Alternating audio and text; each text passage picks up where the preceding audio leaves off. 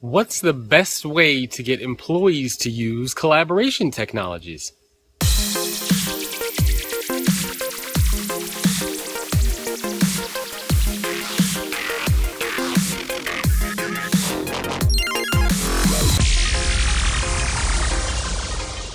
Hello everyone, welcome to another episode of The Future in 5. My name is Jacob Morgan, and this is where I share my thoughts, ideas, and commentary on the future of work in 5 minutes or less.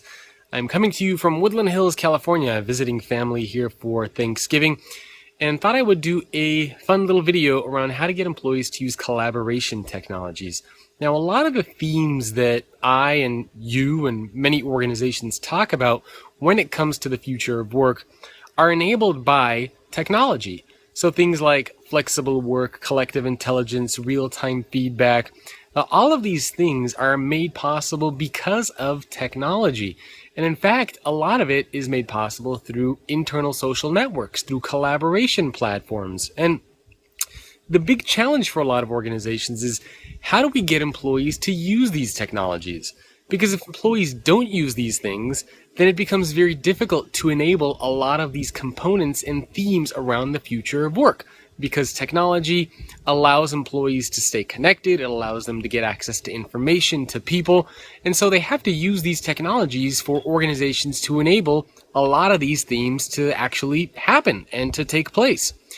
And the typical approach that most organizations take when they deploy some kind of a technology is they focus on the benefits to the organization. In other words, they will deploy something and say, you guys should use this because it's going to help make us more productive, it's going to help us make more money, it's going to help us cut costs. Now, for the average employee that might think about that, to them, there's not a lot of value, there's not a lot of tangible benefit to them as an individual. Why do I care if my multi-billion-dollar company is going to cut costs or make more money? I don't. So what organizations need to do is focus on conveying the individual value to the employee. In other words, change the conversation from making money and saving money to focusing on how the individual employee is going to be impacted. So for example, if I'm an employee at your organization, you might tell me something like, this will allow you to spend more time with your family. It'll allow you to have a flexible work environment. It'll make it easier for you to get recognized within the organization. It'll make it easier for you to shape your career path within the organization. It'll make it easier for you to collaborate with your coworkers and peers and to find information. It'll make your job easier. It'll make your life easier. Now, that is a very different conversation than saying it's going to make the company money, it's going to save the company money, it's going to make us more productive. And when you shift that conversation to the individual employee, it becomes much more real, much more tangible, and something that they can genuinely relate to. And these are far more effective approaches than simply focusing on the organization. So if you want your employees to use these collaboration technologies, video conferencing solutions, internal social networks, whatever it is that you're deploying, and again, this can even extend beyond those technologies, focus on the individual value. Ask yourself, why would an employee want to use these technologies? Start from there and see where the conversation goes. Now, I have a lot of tips on collaboration. I have a whole book that I wrote on this called The Collaborative Organization.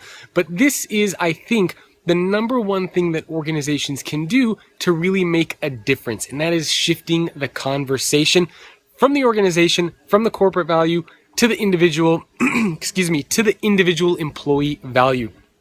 Curious to hear what you think. You can leave me a comment or you can send me an email at jacob@thefutureorganization.com, especially if you're interested in sponsoring a month of content that reaches tens of thousands of people every month through podcasts, through videos, through articles, through newsletters, through a bunch of other fun stuff that I'm doing. Again, you can email me if you're interested in that. If you want to get access to more episodes of these videos and podcasts and other fun things related to the future of work, you can visit thefutureorganization.com. And as usual, you can connect with me on Twitter, where my Twitter handle is @JacobM. I'll see you next time on an episode of The Future in 5, and hope you are having a wonderful Thanksgiving holiday. Hey, are you interested in the future of work? If so, make sure to subscribe to the YouTube channel so you can get all the latest content on the future of work and stay up to date on all the latest trends and happenings. Not to mention, you will make me very, very happy. Make sure to subscribe.